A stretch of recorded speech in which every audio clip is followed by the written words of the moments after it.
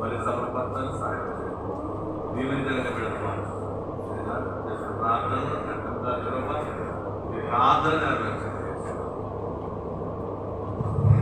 దేవుని వాక్యము చదువుకుందాం. యోవేలు గ్రంథము 2వ అధ్యాయము 13-14 వచనంలో చదువుకుని రోజు వాక్యాన్ని ధ్యానించుకుందాం. యోవేలు గ్రంథము 2వ అధ్యాయము 13-14 వచనం. నీ దేవుడైన యెహోవా కరుణావాక్ష్యము గలవాడు, శాంతమూర్తియు, అత్యంత కృపగలవాడయుండి తాను చేయనుద్దేశించిన కీడును చేయక పశ్చాత్తాపపడుచు మీ వస్త్రములను కాక మీ హృదయములను చింపుకొని ఆయన తట్టు తిరుగుడి. ఒకవేళ ఆయన మనసు త్రిప్పుకొని పశ్చాత్తాపపడి మీ దేవుడైన యెహోవాకు తగిన నైవేద్యమును ప్రాణార్పణమును మీకు దీవెనగా అనుగ్రహించను.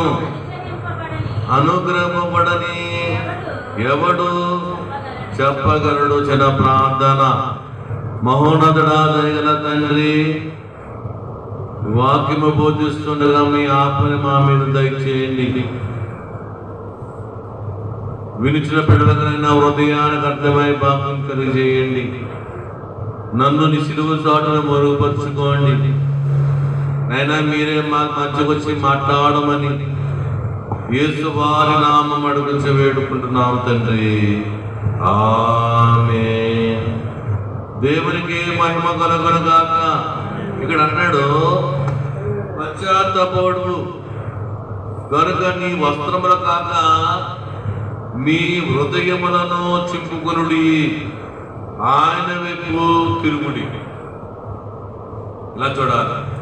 దేవుడు ఏమంటాడంటే, మన వస్త్రాలుగా చింపుకునేది మన హృదయాలను చింపుకోవాలి. బాధ వస్తే చాలా మంది ఏం చేస్తుంటారు,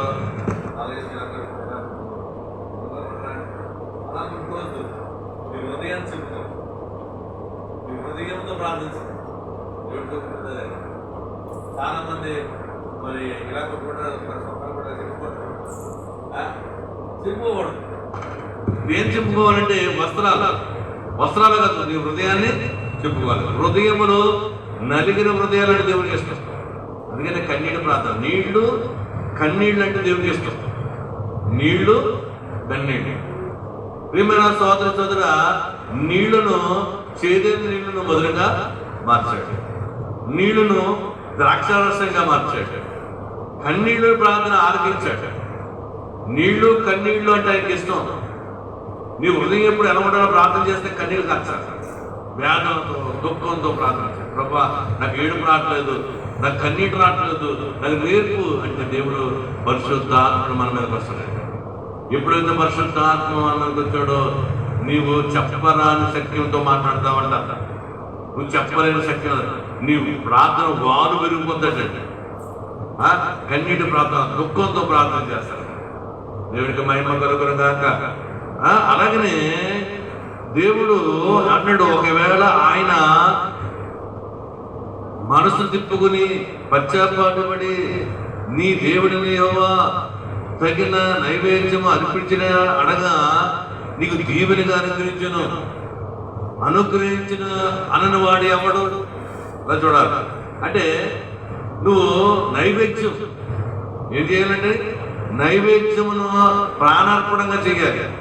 ఏంటి నైవేద్యము? ప్రార్థన. అర్పణలు అంటే ప్రార్థన. నైవేద్యం అంటే కన్నీళ్లతో నువ్వు ప్రార్థన చేస్తే అనుగ్రహం వాడని ఎవడనగలడు? దేవుడు నీకు ఇవ్వడని ఎవడనగలడు అని ఇక్కడ ప్రశ్న వేస్తున్నాడు దేవుడు. అవుతుందంటే నువ్వు కన్నీళ్లు కార్చకే, ప్రాణార్పణ చేయకే నీకు అనుగ్రహం రావట్లేదు. నీకు ఎందుకు అనుగ్రహం రావట్లేదంటే నీ ప్రార్థన కన్నీడు ప్రార్థన రావట్లేదు, అర్పణ చేయట్లేదు నువ్వు. దేవుడికి మహిమ కలుగురికి ఇది ఆ జ్ఞాపకం చేస్తున్నాడు. మనం ఏ విషయమైనా సరే కన్నీళ్ళు వచ్చేస్తాయి. ఎవరన్నా ఏదన్నారు మీరు ప్రార్థన పోతే కన్నీళ్ళతో ప్రార్థన చేసి కన్నీళ్ళు చూస్తున్నాడు దేవుడు. నీ హృదయం ఎంత వేదన పడుతుందో ఆ కన్నీళ్లు తెలుస్తాయంట. ఆ కన్నీళ్లు దేవుడు బుడ్డిలో దాచి వస్తాడండి. నీ కన్నీళ్ళు ఎక్కడ వస్తాడు? బుడ్డిలో. అవి గవినిలో ఉన్నాయన్నాడు, అంటే పరలోక రాజ్యంలో ఉన్నాయి.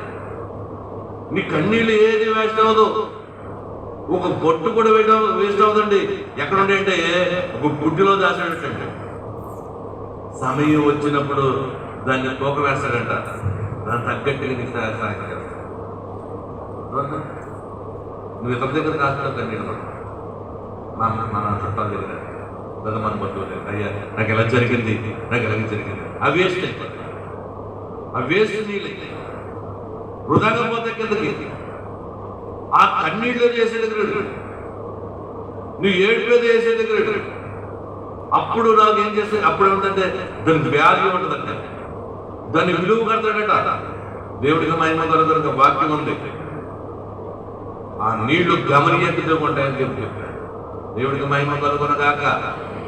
ఎవడు చెయ్యడు నువ్వు అనుకున్నావు, ఎందుకు అనుగ్రహించడం అనుకున్నావు నువ్వు అని ఇక్కడ దేవుడే ప్రశ్న చేస్తున్నాడండి. దేవుడికి మహిమ కలుగును గాక, దేవుడికి స్తుతి కలుగును గాక. ప్రియమైన సోదరుడా, మనము కన్నీళ్ళు కాచి నైవేద్యము ప్రారంభం చేస్తే మనకి ఏం అనుగ్రహిస్తాడు దేవుడు? అమ్మ ఎలా చూడాలి, ఏమేమి అనుగ్రహిస్తాడు దేవుడు? ఏం అనుగ్రహిస్తాడు ఏంటి? ఈరోజు మనం 3 విషయాలు చూద్దాం. ఎన్ని విషయాలు? 3 విషయాలు.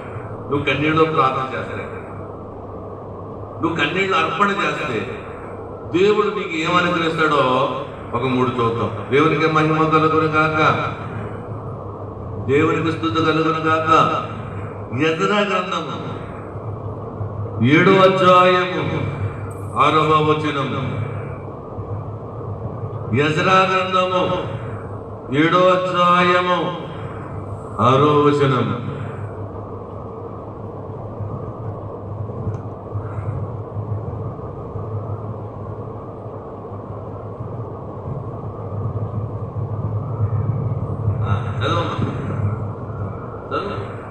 నొక్కు రుజం ఎవరు చెప్తారు చదవండి. ఎజ్రా ఇశ్రాయేలు దేవుడైన యెహోవా అనుగ్రహించిన మోషే యొక్క ధర్మశాస్త్రమందు ప్రావీణ గల శాస్త్రి మరియు అతని దేవుడైన యెహోవా హస్తము అతని మీదకి తోడుగా ఉన్నందున అతడు ఏ మనవి చేసినను రాజు అనుగ్రహించిన దేవునికి మహిమ కలుగును గాక. ప్రియమైన సోదరుడా, ఏమి మనవి చేసినా రాజు అనుగ్రహించేస్తాడంటే. ఇప్పుడు నువ్వు ప్రాణార్పణ చేస్తే, కన్నీళ్ళ ప్రాణార్పణ చేస్తే, దేవుడికి అర్పణ చేస్తే, అర్పణ అంటే ప్రార్థన. అర్పణ అంటే ఏంటి? ప్రార్థన. అర్పణ అంటే చాలా మంది కానుకలు అనుకుంటారు. కాదు, అర్పణ అంటే ప్రార్థనే. ప్రార్థన గొప్ప కానుక దేవునికి. నువ్వు ప్రార్థించమని అడుగుతున్నాడు. నువ్వు శ్రమ వచ్చిన ప్రార్థన చేసి, శోధన వచ్చినప్పుడు ప్రార్థన చేయి. అడుగుడి ఇవ్వబడును. ఇవన్నీ ఏంటి? ప్రార్థనలే. అర్పణ చేయి. ప్రాణార్పణ చేస్తే ఏం చేస్తాడంట? నీ మనవిని రాజు ఆలకించును. ఎజ్రా ప్రార్థన చేస్తుంటే రాజు ఆయన మనవలి ఆలకించి ఆయన కార్యం చేశాడట. ఈరోజు మనకు రాజు ఎవరు? యేసయ్యే. ఎవరైనా యేసు రాజుగా వచ్చుచున్నాడు, భూలోకమంతా ఎదుగుచున్నాడు. యేసు రాజుగా వచ్చుచున్నాడు, భూలోకమంతా తెలుసుకుంటారు. రవి కోటి తేజుడు రమ్యమైన దేవుడు, రవి కోటి తేజుడు రమ్యమైన దేవుడు, రారాజుగా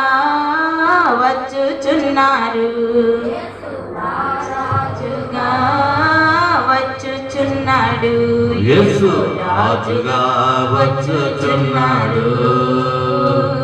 భూలోకమంతా తెలుసుకుంటా. ఇప్పుడు రాజులకు రాజుగా యేసయ్య ఉన్నాడు.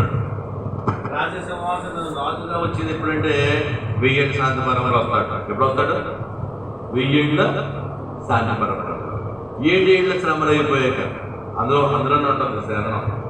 7 ఏళ్ల శ్రమలు అయిపోయాక భూమి మీద రాజుగా వస్తాడట.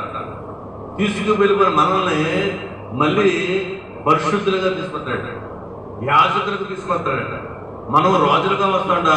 మనం రాజుగా ఆయన ఉంటాడట. మన రాజుల దేవుడు ఆయన, రాజులకు రాజు. మన రాజులు మనకు రాజు అయినా, మనం రాజులనే. భూలోకంలో రాజు 1000 ఏళ్ళు శాంతి పరిపాలన. ఒక అద్భుతం తెలుసా? ఈ రోజు నువ్వు పేదరాలుగా ఉన్నావు, మన పేదవాళ్ళమే. కానీ ఒకనప్పుడు మనం ఎలా వస్తాడో రాజులకు దిగి వస్తాడు, యాజకులకు దిగి వస్తాడు. నీకు ఒక గ్రామం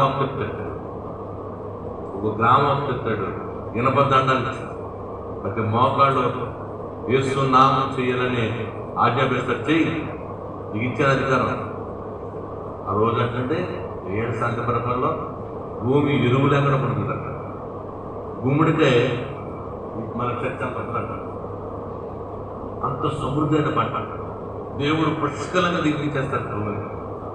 ఎక్కడ చూసినా పాలు తేనె గల దేశంగా కరువు లేని సమృద్ధి మార్చేస్తాడు.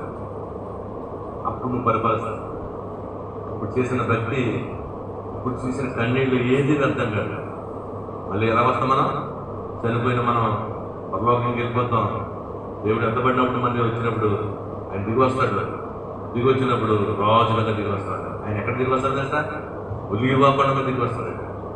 ఎక్కడి నుంచి వెళ్ళాడు అక్కడికి వస్తాడు. ఏ రీతిగా వెళ్ళారో ఆ రీతిగా ఆయన వస్తాడో. ఓ గలిలయ మనుషులారా, మీరు ఎందుకు అలా చూస్తున్నారు? గలిలయ మనుషులు అక్కడ తీసుకెళ్ళి యేసయ్య ఎగిరిపోయి మేఘాలు కనబడలేదు, ఇంకా కనబడితే ఇలా చూస్తున్నారండి. కానీ అప్పుడు 2 దేవదూతలు వచ్చి, ఓ గలిలయ మనుషులారా, ఎందుకు అలా చూస్తున్నారు మీరు? యేసు ఏ రీతిగా వెళ్ళినో ఆ రీతిగానే మళ్ళీ వచ్చేస్తారు. ఎక్కడికి వస్తారు మళ్ళీ? ఆ కొండ అక్కడ రెడీగా ఉందంట. ఎక్కడ? ఇస్రాయల్ దేశం. చాలా మంది కొండలు తవ్వేసి ఇల్లు కట్టేస్తున్నారు. అక్కడ మాత్రం కట్టడం లేదు దేవుడు. ఎందుకంటే అక్కడ కడతాకి సాయిల్ బాగోలేదు, అక్కడ దిగుబడిపోద్దని కట్టబడి చేసాడు అక్కడ. ఇప్పుడు ఎవడన్నా కడతాకి వెళ్ళాడు, అక్కడ మట్టి టెస్ట్ చేస్తారు కదండి. ఒకవేళ పిల్లలు వేసేది కింద దిగిపోతాడు. అందుకని ఎవరు పట్టకుండా 100 ఎకరాలన్నా అక్కడ స్థలం అక్కడ ఏర్పాటు చేశాడు. దేవుడు ఎక్కడ వస్తున్నాడు? అక్కడ వస్తున్నాడు. అక్కడికి వచ్చినప్పుడు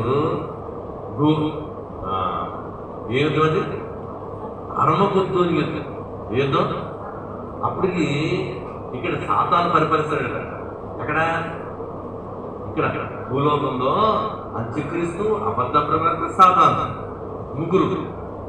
దేవుడు తండ్రి, కుమార, పరిశుద్ధాత్మ ఎలాగో వీడు కూడా అలాగనే తండ్రి సాతాను, కుమారుడేమో అబద్ధ క్రైస్తవు, అంత్యక్రీస్తు.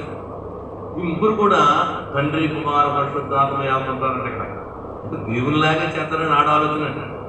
దేవుడు కాదు. ఈలోగా సైన్యం ఏర్పాటు చేసుకున్నాడు. భూలోకం అంతా సైన్యం ఎలా ఉందంట? సాతానుతో నిండిపోయింది. 7 సంవత్సరాలు అయిపోయింది శ్రమలు. దేవుడు దిగి వస్తే దేవుడు యుద్ధం చేస్తాడు. దాన్నే హర్మొగొద్దుని యుద్ధం అంటారు. ఏమంటారు? హర్మొగొద్దుని యుద్ధంలో సాతాను ఓడించేస్తాడు దేవుడు. ఆ సాతాను ఎక్కడ వేస్తాడట? మొట్టు లేని బొయ్యిలు వేస్తాడు. ఎక్కడ? మొట్టు లేని, అర్థమైందా? మొట్టు లేని బొయ్యి అంటే మొట్టు లేని కొంచెం ఏమంటుంది? బియ్యం వేస్తాడు కింద మొదలు. మొట్టు ఉండదని పొయ్యికి కింద పోతూనే ఉంటాడు. అదోనా 1000 సంవత్సరాల వరకు భూమి మీద ఎవరు సాతాను ఉంటాడు. రాజుగా తెలిసి ఏదంటాడు దేవుడు యాదన్న భూమి. అప్పుడు ఆ స్థలంలో ఉంటాం. ఇప్పుడు చేసిన బలి ఈరోజు ఏమి రాలేదు నాకు ఏంటి నాకు కష్టం అనుకున్నామో ఒకప్పుడు చూస్తాం. ఆ భోగాన్ని, రాజ్యభోగాన్ని చూస్తాం. దేవునికి మహిమ కలుగును కాక. అర్థమైందా మీకు? దేవుడి చరిత్ర జరగబోయే చరిత్ర. 7 సంవత్సరాల పరిపాలన తర్వాత నువ్వు ఏ రీతిగా వెళ్ళవు మరి ఆ రీతిగా భూమి మీదకి వచ్చేస్తాడు. భూమి నీకు అప్పగిస్తాడు, ఒక పేట అప్పగిస్తాడు, రంగంపేట అప్పగిస్తాడు. దానికి కూడా వార్డులాగా ఒక వార్డు, మండల ప్రెసిడెంట్, జిల్లా ప్రెసిడెంట్, రాష్ట్ర ముఖ్యమంత్రి, దేశ నాయకుడు, ఇదంతా కేటగిరీస్ ఉంటాయి.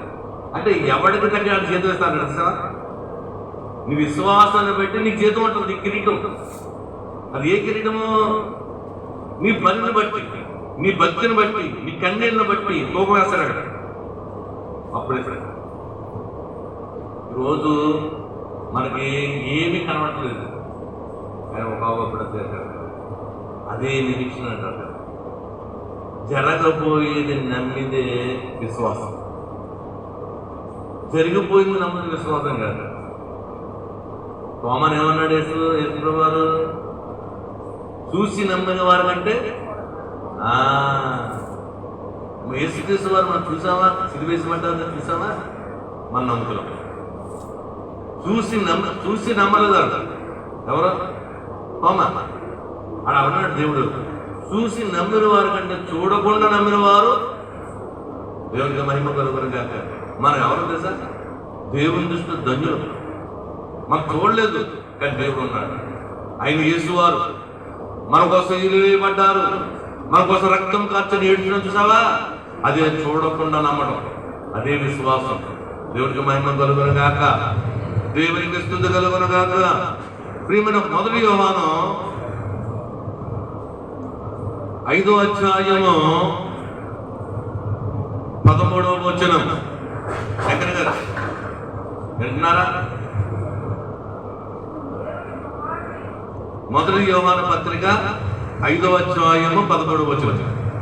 ఆయనను బట్టి మనకు కలిగిన ధైర్యమే మనగా, ఆయన చిత్తానుసారంగా మనం ఏది అడిగినా ఆయన మనకి కలుగు చేస్తాడు అని దేవుడు చెప్తున్నాడు. ఏం చేస్తున్నాడు? ఎన్నో వచనం అది చూసారా? మొదటి యోహాను పత్రిక చూసారా? రెండో పత్రిక చూస్తున్నారా? 3వ 14లో వచ్చు. 13 చదవమ్మా.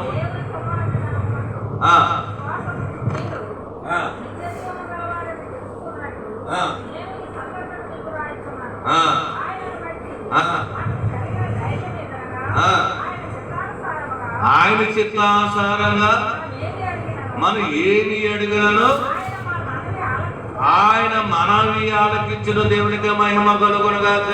ఆయన చిత్తానుసారంగా అడగాలంటండి. ఆయన చిత్తానుసారం ఏంటి? చాలా ఉన్నాయి, కానీ రోమిల్ రాసిన పత్రికలో ఉంటుంది. రాత్రి చెప్పాను మీటింగ్ లో, ఏం చెప్పానంటే ధర్మశాస్త్రము విని అనుసరించేవాడు దేవుని చిత్తం నెరవేర్చినట్టండి. విని అనుసరించేవాడు, వినేవాడు చెప్పేవాడు ధన్యుడు కాదు. ఇలా చూడాలి, వినేవాడు చెప్పేవాడు ధన్యుడు కాదు. ఎవడు ధన్యుడు? అనుసరించేవాడు. అనుసరించిన వాక్యానుసారంగా వాక్యాన్ని వినటం కాదు, వాక్యమును అనుసరించడం వాడు ధన్యుడు. దేవునికి మహిమ కలుగును గాక. వింటారు కానీ అనుసరించరు, చెప్తారు కానీ పాస్టర్లో దాన్ని చేయరు. అర్థమైందా? పుస్తకాలు అర్థమైంది. వింటారు. ఇప్పుడు గ్లాస్ మంచిది తెమ్మన్నాం సపోజ్, అందరూ విన్నారు. ఇందులో పాపలు తెచ్చిందనుకోండి, దాన్ని అనుసరిస్తారు. వింటూ అందరూ విన్నారు. చేసింది ఎవరో? చెయ్యాలి, అనుసరించాలి. ఇప్పుడు నేను చెప్తున్నాను, వాక్యం చెప్తున్నాను, వాక్యానుసారంగా నడవకపోతే నేను కూడా నా ప్రార్థన దేవుడు ఆలోచించాను. ఆయన చిత్తానుసారంగా నడవాలి. ఆయన చిత్తం ఏంటంటే ఆయన ఇక్కడ ఉన్నాడని, ఆయన వచ్చేస్తున్నాడని భయభక్తులతో ఉన్నవాడే ఆయన చిత్తం నెరవేరినట్టు. ఇప్పుడు కుర్చీ కనబడుతుంది, నా విశ్వాసం ఏంటి? ఆయన అక్కడ ఉన్నాడని. ఇదే నిరీక్షణ. లేనిది ఉన్నట్టుగా నమ్మటమే విశ్వాసం. ప్రియమైన సోదర సోదర, ఇదే విశ్వాసం. దేవుడు నీకు చేసేస్తాడు అన్నది విశ్వాసం. నీకు ఇంకా కార్యం అవ్వలేదు, నీ విశ్వాసం ఏంటి? నాకు ఇచ్చేస్తాడు, అదే విశ్వాసం. నాకు ఇచ్చేస్తాడు, ఇదే విశ్వాసం. విశ్వాసమే అంటే దేవుడు ఇచ్చి వేస్తాడని, ఇచ్చేసిన తర్వాత నమ్మడం కాదు, ఇవ్వకుండా నమ్మడమే విశ్వాసం. ఇప్పుడు నేను ఇక్కడ ఉంటాడని దేవుడు నేను నమ్ముతాను. ఎందుకంటే ఈయన టయానికి వచ్చేస్తాడు. ఈ కొరకు మనం భయపడాలి.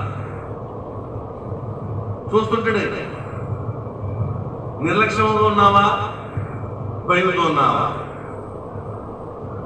నువ్వు లేకపోయినా నేను లేకపోయినా వచ్చేస్తాడు. ఆయన ఇల్లుది ఎవరి ఇల్లుది? ఏసీ ఇల్లు. నువ్వు వచ్చినా రాకపోయినా వచ్చేస్తాడు. నువ్వు లేట్ అవుతావు కానీ ఆయన లేట్ అవడం. అర్థమన్నా? సమయానికి వచ్చేస్తాడు.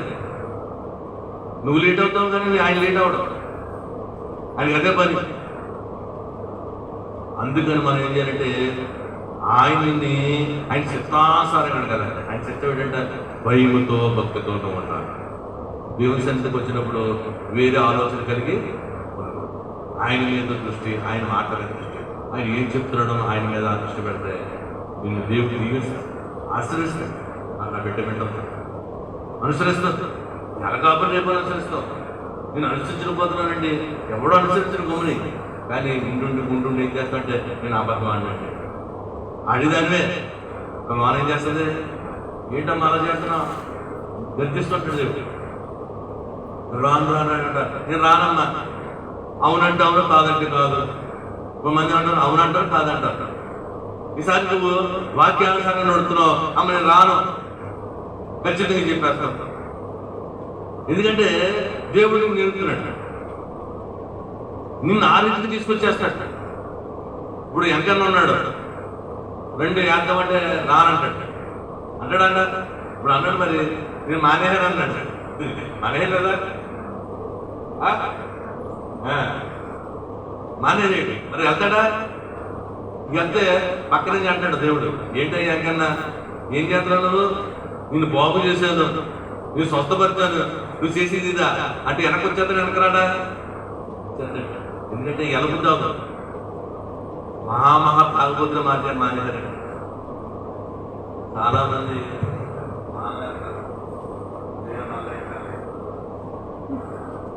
మానుంటారు.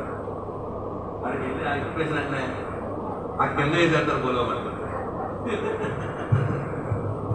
అదేదా ఆ కింద వేసేసి, కానీ ఏసీ మార్కెట్ అలా లేదు.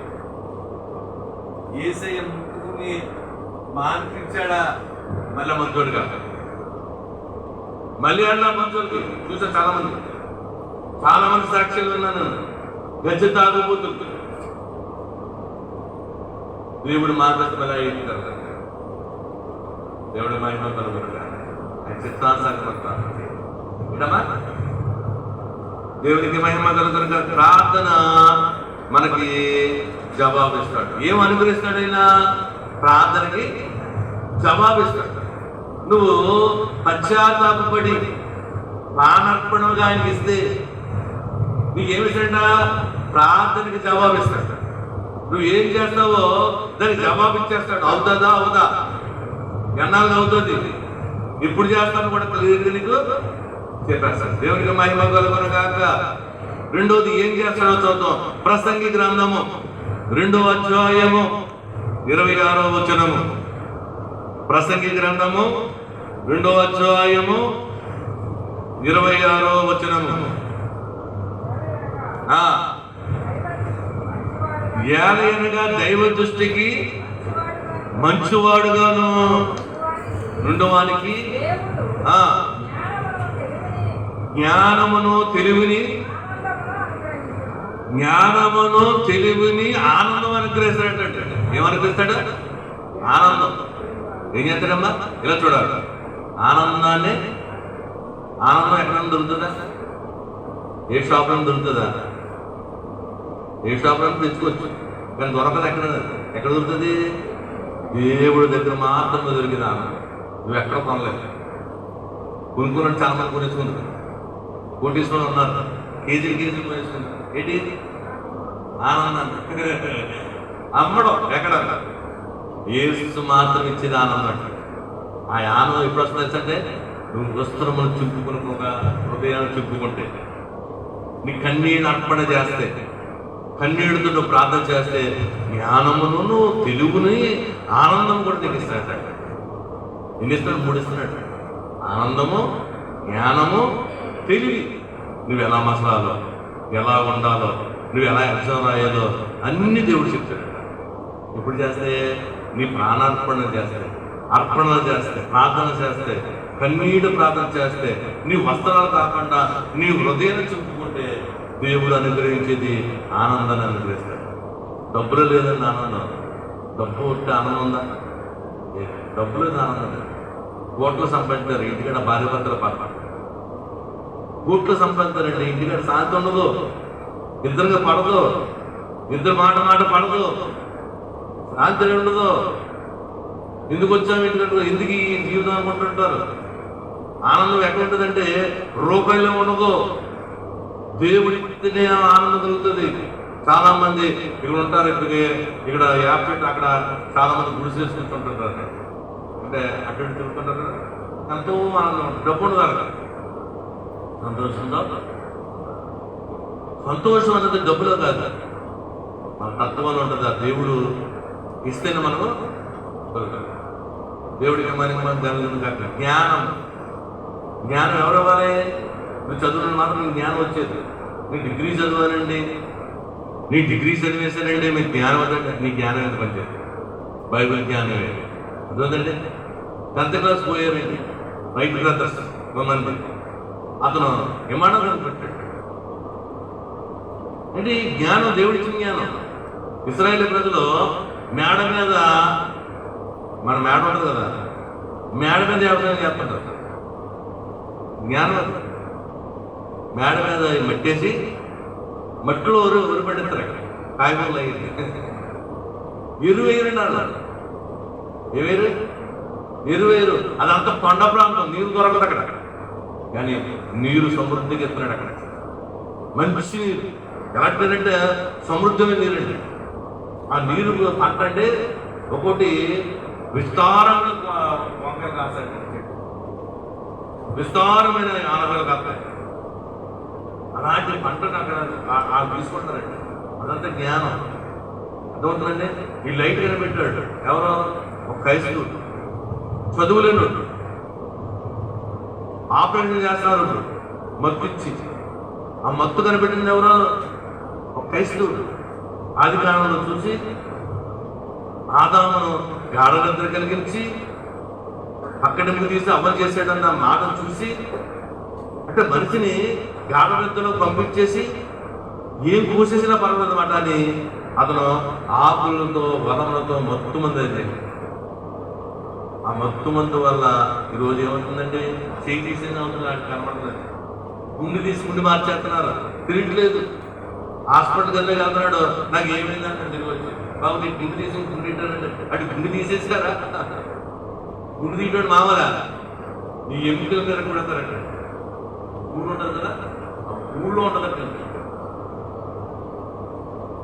కదా జ్ఞాప చేసిన త్వరలో రామచంద్ర ప్రాణం ఎవరు ప్రాణం ఉంది? మంత్రగిరి ప్రాణం.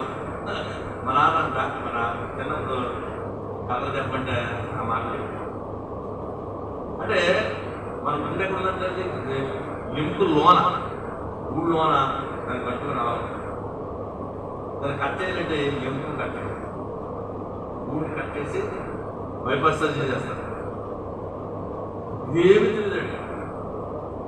పొద్దున్న వెళ్ళి 4-5 గంటలు ఉంటుంది ఆపరేషన్. ఎన్ని గంటలు ఉంటుందండి? 4-5 గంటలు కూడా ఏం చేస్తాం, మనిషి నేను బాగా చేసేస్తాను. ఏమి తెలియదు. బయటకు వస్తాడు, ఏమైందంటే పుట్టేస్తాడు. వస్తుంది ఇంగ్లీష్లో. ఈ మత్తు కనిపెట్టిన ఎవరు? ఒక క్రైస్తవుడు. జ్ఞానం. భారతదేశంలో చదువుకున్న వాళ్ళు ఉన్నారు, ఏంటండి అమెరికాలో ఉన్నారు, కానీ ఇస్రాయేల్ ఇచ్చాడు జ్ఞానం. ఎందుకంటే వాడు చెప్పుకుంటారు, హృదయాన్ని చెప్పుకుని ఏడుపులు కూడా ఉండదండి. ఇస్రాయేల్ పశ్చాత్తాప పండుగ. ఏ పండుగ అంటే? పశ్చాత్తాప పండుగ. ఏడుతున్నట్టు రోజు మన పండుగ అంటే ఏం చేస్తాడు? మన గాలిలో వండుకొని, ఊర్లో వండుకొని, పులిహార చేసుకుని మంచి డ్రెస్ వేసుకుంటే మన పండగలు అయ్యి వాళ్ళ పండగలు అలా కాదు, ఏడుతూనే పండగ. ఆ గోడ దగ్గరికి వచ్చి ఏడుతారండి, ఏడుపుల పండుగ అంటారు దాన్ని, పశ్చాత్తాప పండుగ. అలాంటి వాడికి జ్ఞానం ఇచ్చాడు దేవుడు. ఈరోజు జ్ఞానం ఎవరికి ఉందంటే ఇస్రాయేల్ ప్రజలకు ఉందండి, ఆ దేశం వాళ్ళకు ఉంది. నోబుల్ బహుమతి ఉంటుందండి, ప్రపంచంలో నోబుల్ బహుమతి వాడికి వస్తున్నాయి. 10 సంవత్సరం కూడా దేవునికి మహిమ కలుగును గాక, దేవునికి కలుగును గాక.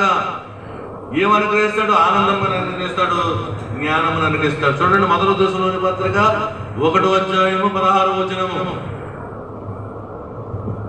మొదటి దశలోని పత్రిక 1వ అధ్యాయము 16వ వచనము. 16 ఉందా? 2వ దశలోని పత్రిక ఉందా? 16.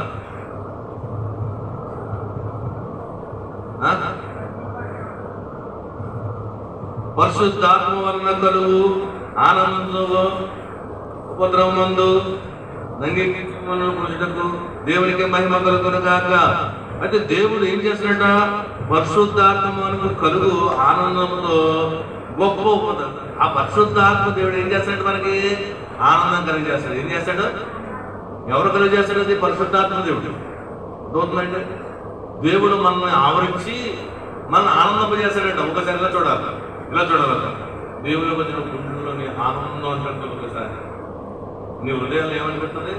ఉప్పొంగిపోతుంది వాన. మరి ఎప్పుడైనా గ్రహించలేదు, అందరికీ వస్తుంది హృదయంలో ఒక ఆనందం, తెలియని ఆనందం. ఒకటి ఆరా ఒకటి ఆరా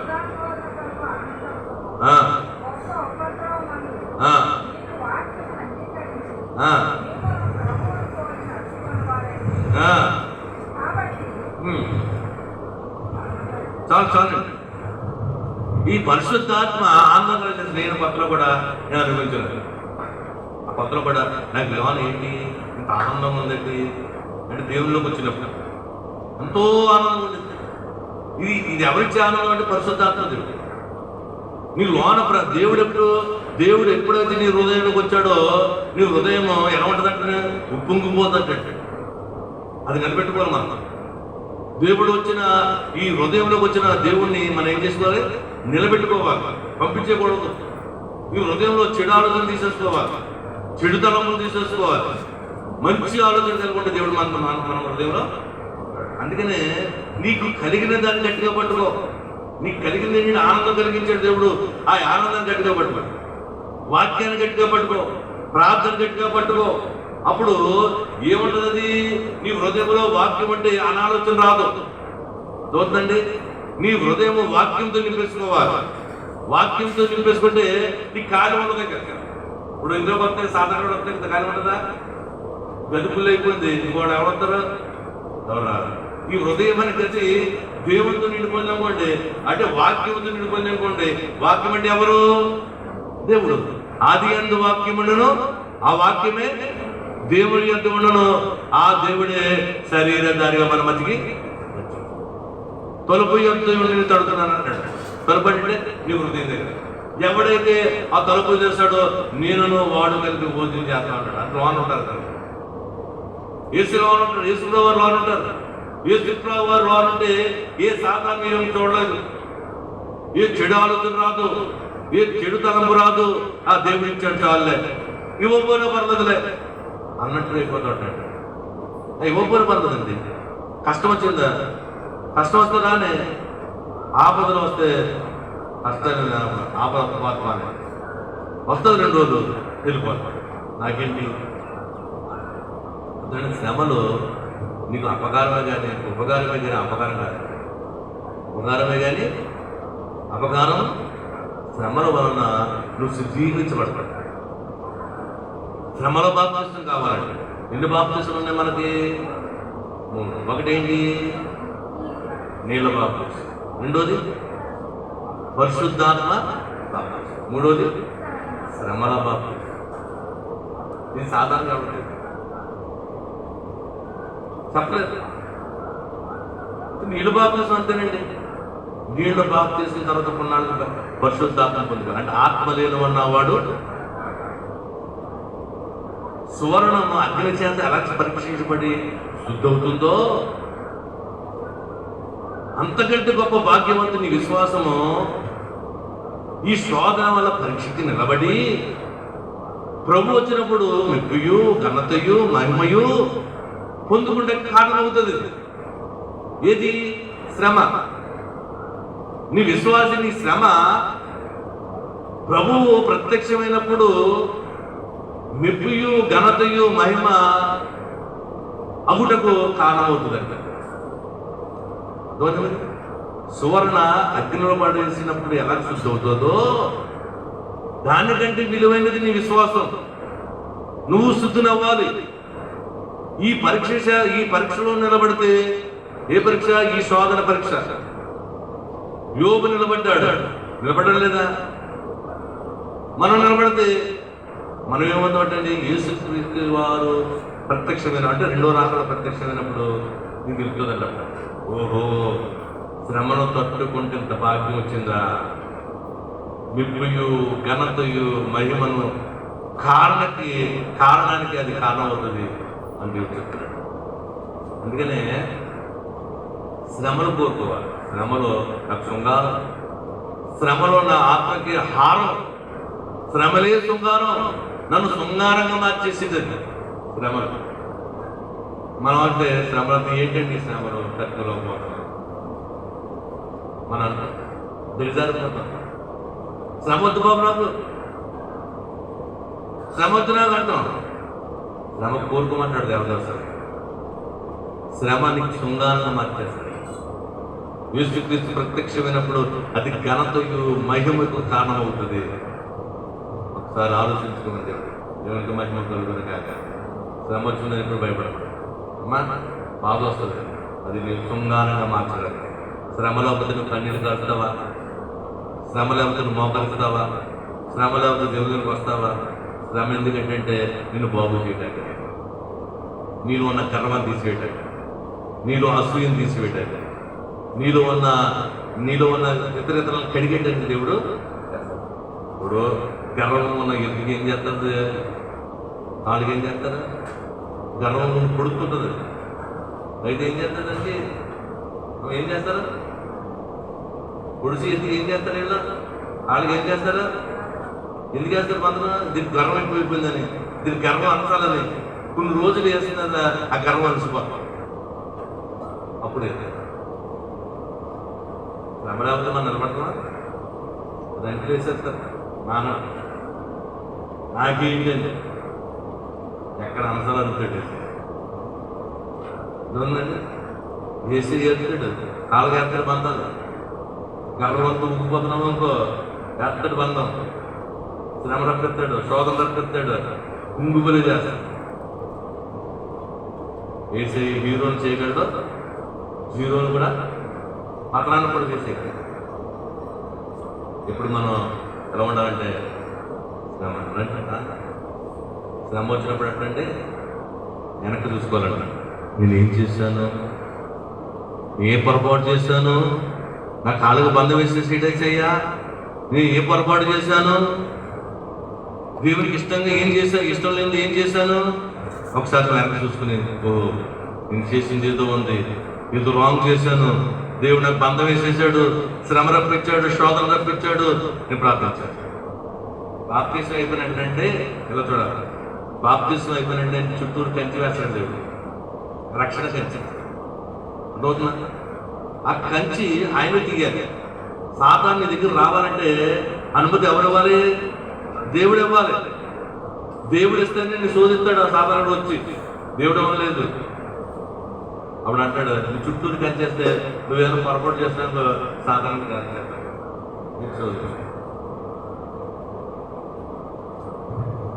లోకంలో ఉన్నవాడు నావాడు కాదు. లోకంలో జయించినట్టుగా నువ్వు కూడా లోకాన్ని జయించాలి. శనివారం వస్తుంది ప్రార్థన చేస్తాడు, కార్యక్రమం రా, పరిగెత్తుకుందా. దివారాత్రు దేవుడు సాధించేవాడు. ఇంటికడికి వచ్చి టీవీ చూసుకుంటే ఏముంది? ఒక గంట ఇక్కడ గడిపితే అదొక ఆనందం. గంట ఇక్కడ కూర్చుంటే దైవ సన్నిధిలో కూర్చుంటే అదొక ఆనందం, అదొక మెప్పు, ఘనత.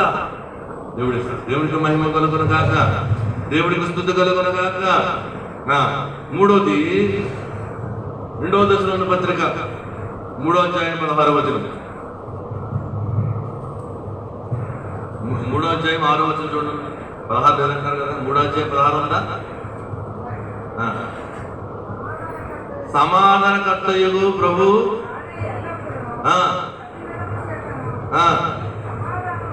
మీకు సమాధానం అనుగ్రహించును గాక. నువ్వు దేవుని దగ్గర వస్త్రాలు కాక హృదయాన్ని చెప్పుకుంటే నీకు సమాధానం అనుగ్రహిస్తాడట. ఒకటి ప్రార్థనకు సమాధానం అనుగ్రహిస్తాడు. అమ్మా నువ్వు ప్రార్థన చేస్తే నీకు అనుగ్రహిస్తాడు. ఎప్పుడు నీ హృదయం చెప్పుకొని నీ కన్నీళ్ళతో అర్పణ చేస్తే దేవుడు అనుగ్రహించేది మొట్టమొదటిది నీ ప్రార్థనకి సమాధానం అనుగ్రహిస్తాడు. నువ్వేది అడుగుతున్నావో దానికి సమాధానం ఇస్తాడు. రెండోది ఏం చేస్తాడు దేవుడు? అమ్మ ఏం చేస్తాడు? ఆనందం కలుగజేస్తాడు. ఏం చేస్తాడు? ఆనందం. ఆనందంతో పాటు జ్ఞానము, ఇంకా తెలివితేట కూడా దేవుడు ఇస్తాడు. మూడోది ఏం అనుగ్రహిస్తాడు? సమాధానాన్ని అనుగ్రహిస్తాడు. సమాధానం అంటే ఏంటి? దేవునికి మహిమ కలుగును గాక. సమాధానం అంటే ఏంటి? సమాధానం. నా భార్య నా కుటుంబం నాకు సమాధానం. బిడ్డలో మాట్లాడు, తల్లిదండ్రులు మాట ఎంత బాధపడతారు తల్లిదండ్రులు ఉన్నారు. యవనస్తులు తల్లిదండ్రులు మాట అంటారు. వాళ్ళు ఇష్టానుసారంగా చేస్తుంటారు. వాళ్ళు ఇష్టానుసారంగా చేస్తారు. అప్పుడు వీళ్ళకి ఎంత బాధ ఉంటుంది? మా ఇంట్లో సమాధానం లేదండి, మా పిల్లలు మా మాట ఏంటంటే తల్లిదండ్రులకు ఎంత బాధ అది. తల్లిదండ్రులు కొడుకు కూతురు మాట అంటే ఎంత సంతోషం అండి. వినకపోతే ఎంత బాధ. సమాధానం లేదండి, ఎవడదారు ఆడాడండి, ఎవడ మాట ఆడదండి, ఎవడ ఆలోచన ఆడదండి, నా మాట ఏంటండి అని సమాధానం లేదు. దేవుడు అంటాడు నీకు సమాధానం చేస్తాడు. నీ బిడ్డలు నీ మాట అంటారు, నీ భర్త నీ మాట అంటారు, భార్య మాట భర్త అంటారు. సమాధానం కలిగేసి మీ ఇద్దరి మధ్యన సమాధానం లేదు. ఒక కుటుంబం గొడవలు ఉంటుంటారు, సమాధానం లేక. అన్నదమ్ముల మధ్యన గొడవలు, సమాధానం లేక. ఈ సమాధానం ఎప్పుడు ఇస్తాడంట? దేవుని దగ్గర నువ్వు సింపుల్ని ప్రార్థన చేసుకుంటే నీకు అనుగ్రహం అనుగ్రహిస్తాడు, సమాధానము అనుగ్రహిస్తాడు. దేవునికి మహిమ కలుగును గాక. 4వది 1 తిమోతి పత్రిక 1వ అధ్యాయం 18వ వచనం చూసి ముగించుకుందాం. 1 తిమోతి పత్రిక 1వ అధ్యాయం 18వ వచనం.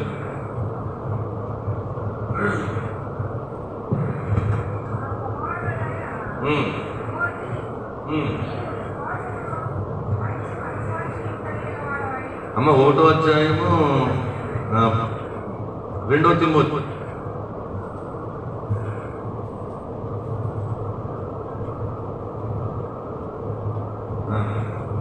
1వ అధ్యాయం 18వ వచనం. మరియు అతడు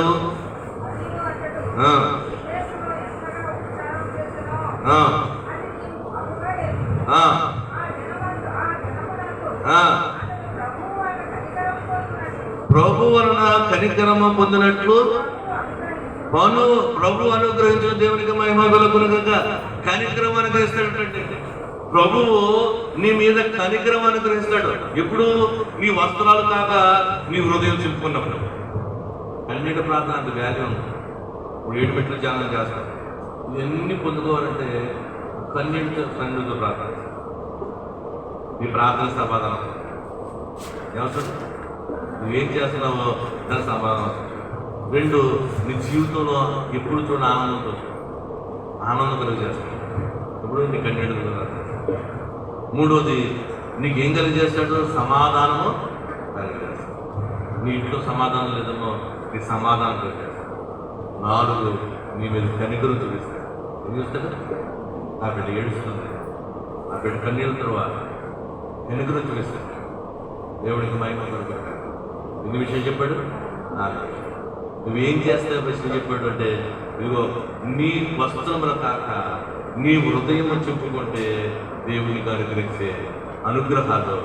1 నీ ప్రార్థన దేవుడు నీకు జవాబిస్తాడు. 2 నీకు ఏం చేస్తాడు? సమాధానము కలిగజేస్తాడు. దేవునికి మహిమ కలుగును గాక. దేవునికి స్తుతి కలుగును గాక. దేవునికి మహిమ కలుగు, 2 ఆనందం కలుగు చేస్తాడు, 3 సమాధానము కలుగు చేస్తాడు, 4 కనికరము. ఈ 4 రావాలంటే ఆయన చేయవలసింది ఏం కాదు, కన్నీటితో ప్రార్థించాలి, మోకరించి దుఃఖంతో ప్రార్థించాలి. దేవుడు అన్న తప్పకుండా చేస్తాడు. వాగ్దానం చేసిన దేవుడు నమ్మదగినవాడు. మాకు చేయలేమంటే ప్రార్థన, ఆయన చెప్పినట్టు నువ్వు చేస్తావు. ఇప్పుడు ప్రార్థన చేసి, అయ్యా నేను ప్రార్థన చేస్తాను, నా హృదయం పూర్తి చేస్తున్నాను, ఆ ప్రార్థన సమాధానం, నేను ఏ అడుగుతున్నానో నాకేం చేస్తావో నువ్వు చెప్పు నాకు. దేవుడు తప్ప ఆనందం లేదే, అప్పుడు బాధలు, వేదన, రోగాలతో ఉన్నాం, మా ఇల్లంతా బాధతో ఉన్నాయి, వాడు రోగం, వాడు భక్తులు, ఇవన్నీ ఉన్నాయి, ఆనందం లేదే. దేవుడు అంటాడు ఆనందకరంగా, సమాధానం లేదే. నా భర్త నా మాట అంటారు, నా భార్య నా మాట అంటారు, నా పిల్లలు నా మాట అంటారు. దేవుడు సమాధానం మనసును మార్చేస్తాడు. కన్నీటితో ప్రార్థన చేస్తాడు, దేవుడు కరిగిపోతాడు. నేను కనికరించి చూపించా, మా బిడ్డ నీకేం కావాలి, తప్పక నీకు అందించలేదు, తప్పక నీ దయచేస్తాడు. దేవుడికి మనం లేచి నిలబడతాం. దేవుడి కొద్ది వాక్యమును దీవించి ఆశీర్వదించుగాక.